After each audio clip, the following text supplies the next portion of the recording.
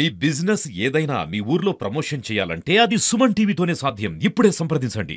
పహల్గాంలో జరిగిన ఉగ్రవాది దాడిలో 26 మంది మరణించడం బాధాకరం. 26 మందిని మట్టుపెట్టిన నలుగురు ఉగ్రవాదులు ఈరోజు మన భారత సైనిక దళం వారిపైన దాడి చేయడం జరిగింది. ఒక మెరుపు దాడి చేయడం జరిగింది. అందులో 100 మంది ఉగ్రవాదులు హతమైపోవడం జరిగింది. అదేవిధంగా సింధూరు పేరిట ఈ ఉగ్రవాది దాడిని కూడా జరపడం జరిగింది. మన భారత సైనిక దళం 9 స్థావరాల పైన ఉగ్రవాదుల పైన దాడి జరిపితే 100 మంది చనిపోయినట్టు కూడా మనకు వార్తలు వినిపిస్తున్నాయి. మనతో పాటుగా దీని మీద ప్రజల స్పందన ఎట్లా ఉంటుంది అనేది కూడా తెలుసుకునే ప్రయత్నం చేద్దాం. మనతో పాటుగా ఉపాధ్యాయులు ఉన్నారు, స్కూల్ హెడ్ మాస్టర్ కూడా ఉన్నాడు. వారిని అడిగి తెలుసుకుందాం. నమస్తే సార్. నమస్తే అండి. నిన్న మొన్న జరిగిన 26 మంది మన భారతీయుల్ని ఉగ్రవాదులు చంపారు. ఇప్పుడు మన భారత సైనిక దళం కూడా వాళ్ళ స్థావరాల పైన దాడులు చేసి 100 మందిని చంపడం జరిగింది. మీకు ఎలా అనిపిస్తుంది? మొదటగా మనది భారతదేశం అంటేనే హైందవ దేశము. శాంతం అనేటువంటిది మన రక్తంలోనే ఉంది. మనము ఎవరిపైన కూడా క్రూరంగా కానీ లేక ఇటువంటి మనం యాంటీ సోషల్ ఎలిమెంట్స్ మనము ప్రయోగించము. కానీ ఎంతైనా మనం ఓడ్చుకునేటువంటి తత్వం మనది. అయినప్పటికీ మనము పొరుగు దేశమైనటువంటి మన దేశాలు ఉన్నాయి. మనం చెప్పడం అందరికి తెలిసినటువంటి విద్యమే. అయితే వాళ్ళు మనం పదే పదే మనం ఇది ఉక్రేతపరిచి దాని తర్వాత మనం ఎంతో విధాలుగా మనం చేసినప్పటికైనా మనం సహించాము. ఈ మొన్న కేవలం టూరిస్ట్గా వెళ్ళినటువంటి అమాయకులైనటువంటి ఈ పహల్గామ్ కాశ్మీర్ టూర్కి పోయినటువంటి 27 మంది వాటిని మట్టబెట్టడం వల్ల ఈ టెర్రరిస్ట్ మట్టబెట్టడం వల్ల చాలా శోచనీయమైనటువంటి విషయము. ఇటువంటి దాన్ని మరి కేవలం ఒక భారత పౌరునిగా నేనే కాదు, మరి మన భారత దేశంలో ఉన్నటువంటి 145 నుంచి 150 కోట్ల ప్రజానికం అందరూ కూడా చాలా బాధపడ్డాము. దానికోసం శాంతి గురించి కూడా మనం వేయించడము. దీని తదుచర్యగానే మరి వాళ్ళే ప్రేరేపించారు. కేవలం అదే కాదు, మొత్తం ప్రపంచంలో ఉన్నటువంటి అగ్రదేశాలు, దాని తర్వాత వాళ్లకు సపరేట్ ఎవరైతే మనం పైన ఉగ్రదాడి చేసిండ్రో వాళ్ళకి ప్రేరేపించినటువంటి వాళ్ళ మిత్ర దేశాలు కూడా వాళ్ళని వ్యతిరేకిస్తున్నారు. మరి వాళ్ళు మనకు సమర్థిస్తున్నారు. మరి ఇటువంటిది మనకు సూచకము. అటువంటి వాటికి మనము ధీటుగా మనం ఉన్నటువంటి ప్రభుత్వం ధీటుగా సమాధానం ఇస్తుంది.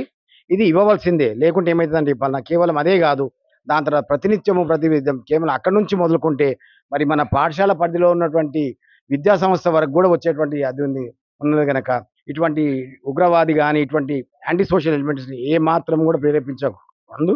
దానికి తగు చర్య తీసుకున్నటువంటి ప్రభుత్వానికి నేను ప్రత్యేక తెలియజేస్తాను. కాశ్మీర్ పర్యాటకులను వెళ్ళిన భారత పౌరులను 26 మందిని పొట్టన పెట్టుకున్న పాకిస్తాన్ ఉగ్రవాద సంస్థలు అయినటువంటి వారిపై చర్య తీసుకోవడానికి భారత ప్రభుత్వం చాలా కట్టుదిట్టంగా పనిచేస్తూ ఉన్నది. ఇప్పుడు టెర్రరిస్టులను ఇట్లా 100 మందిని హతమార్చిన సమాచారం వస్తూ ఉన్నది. దానికి ప్రతీకార చర్య చాలా మంచిగా పనిచేస్తుంది భారత ప్రభుత్వం.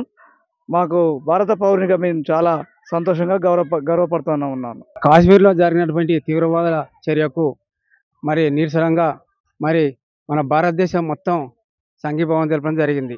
అదేవిధంగా పర్యటనలుగా కాశ్మీర్కి వెళ్ళిన అమాయక ప్రజలని పాకిస్తాన్ టెర్రరిజం గుండాలారా మీరు అమాయకంగా వాళ్ళని కాల్పులు జరిపి చంపిన దానికి నిరసనంగా మీ పాకిస్తాన్ మీద ఏ చర్య తీసుకున్నా తప్పులేదనేది మా భారతీయులుగా మేము మాట్లాడుతూ ఉన్నాం. ఎందుకంటే మీ దేశం మీది, మా దేశం మాది, మాకు ఎలాంటి వ్యతిరేకతలు లేవు. ఎవరు పనిని వాళ్ళు చేసుకుంటా ఉన్నారు. ఏ పాపం తెలియని అమాయకులని పర్యాటకులని మీరు కాల్చి చంపి మా 26 మంది మా ప్రజలని పొట్టలను పెట్టుకున్నందుకు మీ పాకిస్తాన్ మీద తగిన చర్యలు తీసుకోవాలని మన భారత ప్రధానమంత్రిని కోరుకుంటూ ఇంతటితోటి ముగిస్తా ఉన్నాం. దేశంలోని భాగమైనటువంటి జమ్మూ కాశ్మీర్లో జరిగినటువంటి 26 మంది విహారయాత్రకు వెళ్ళినటువంటి 26 మందిని ఉగ్రవాదులు వారిని చంపడం అనేది అమానుషం.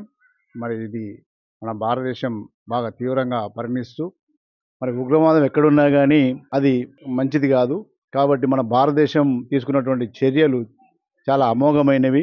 మంచి చర్యలు తీసుకుంటూ మన భారతదేశంలో ఉన్నటువంటి సైన్యం అన్ని ఉపయోగిస్తూ ఆ ఉగ్రవాదులను మట్టుపెట్టడం అనేది చాలా మంచి పరిణామం. గవర్నమెంట్ తీసుకున్నటువంటి చర్యలు చాలా మంచిగా ఉన్నాయి. ఇదే విధంగా మనం భారతదేశంలో ఉన్నటువంటి ప్రజలను కాపాడుకోవడం కోసం ప్రభుత్వాలు మరి చర్యలు తీసుకోవాలి.